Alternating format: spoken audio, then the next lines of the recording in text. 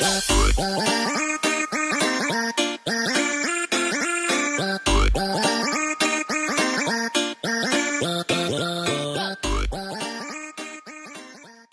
galera do YouTube, beleza? Aqui fala Victor Game, trazendo vocês mais um vídeo. E galera, dessa vez eu tô trazendo pro canal aqui uma seed muito fera, galera. Que você nasce de frente, quase de frente assim, né galera, pra uma casa de bruxa, galera.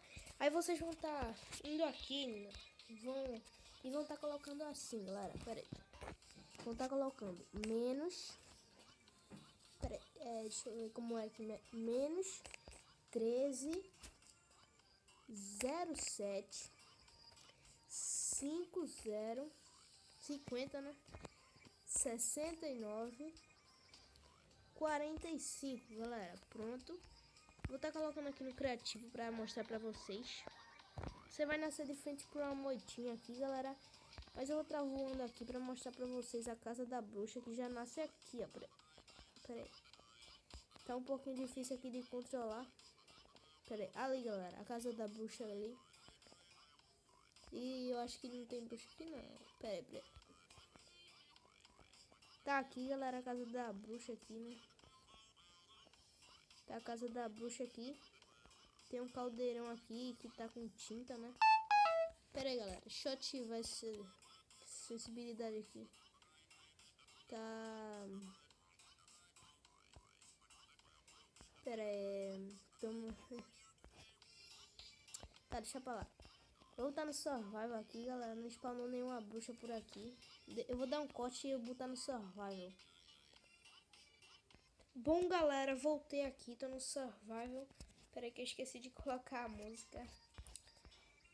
Eita. Estão me atacando aqui, galera. Vamos entrar aqui dentro. Ai. Já spawnaram aqui, galera. Spawnaram aqui, como vocês podem ver, né, galera? Essa seed tá muito legal, né, galera? Tá muito fera essa seed aqui, galera. Então foi isso, galera, essa seed aqui. Espero que vocês tenham gostado. Se gostaram, deixe seu like e se inscreva se não for inscrito, galera. E então, galera, tchau. Não, galera. Então, galera, foi isso. Espero que tenham gostado. Os vídeos vão demorar pra estar saindo aí, galera, no meu canal, porque vai ter... Começa a temporada agora da escola, né? Aí vai ser difícil tá postando vídeos, né, galera? Ei, briga, galera, de... Deixa eu dar uns... Tome. É briga de bruxas, galera. Morri. Tá, galera, foi. Espero que tenham gostado. Se gostaram, deixe seu like. E não esqueça do like, galera. E não esqueça de se inscrever se não for inscrito, galera.